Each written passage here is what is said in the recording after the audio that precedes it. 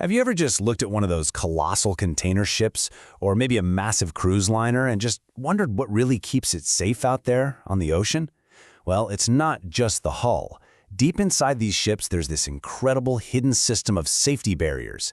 It's truly a ship's last line of defense. So today we're going to dive into the world of ship water tightness. You know, it really all boils down to this one super important question. A ship is basically a giant metal box floating in the water, right? So if it springs a leak, what's to stop the whole thing from filling up with water and just going down? The answer, it turns out, is brilliantly simple in its concept, but incredibly tough in its engineering. And here it is. This is the hero of our story today, the watertight door. Its job couldn't be clearer. It's designed to be a powerful safety barrier.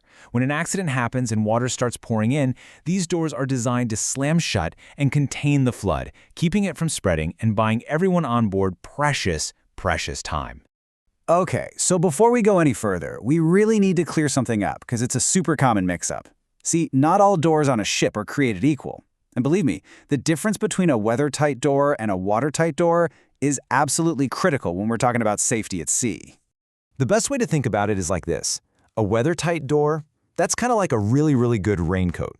Its whole job is to keep the weather, rain, sea spray, waves washing over the deck, from getting inside. But a watertight door? Oh, that's a whole different beast. That's like a submarine hatch. It's built to withstand enormous water pressure from a full-on flood and from either side of the door. One keeps the weather out, the other one literally holds back the ocean. So here, take a look at this diagram of a weather-tight door. You can see right away it's a pretty simple design, relatively speaking. It just relies on these manual clips and a rubber gasket to press it shut and create a seal. It's great for what it does, keeping the deck dry, but it was never ever designed to hold back the kind of immense pressure you'd get in a flood. All right, now let's get to the real heavy hitter. This is the modern, super powerful solution for stopping a flood in its tracks, the sliding hydraulic door.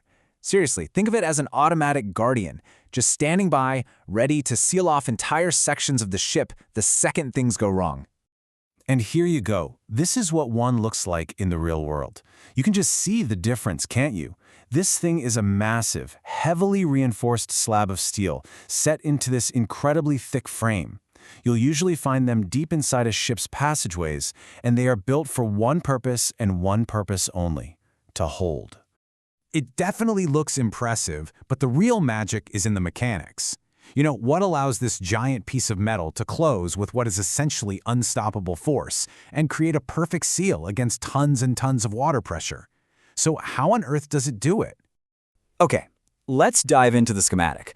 The secret sauce behind this door's incredible power is hydraulics.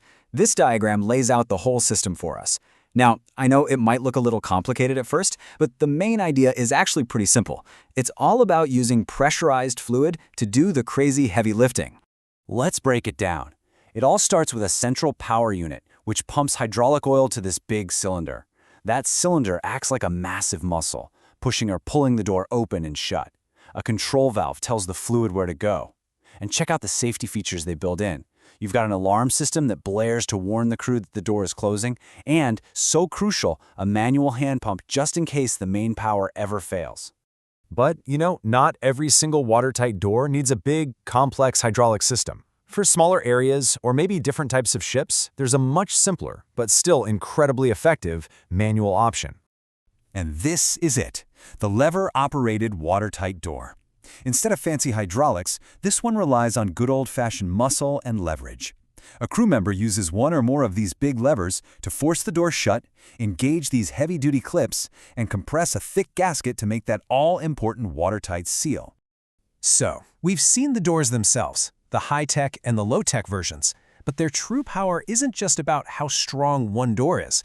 It's about the entire safety philosophy they make possible, a concept that has saved countless ships and even more lives.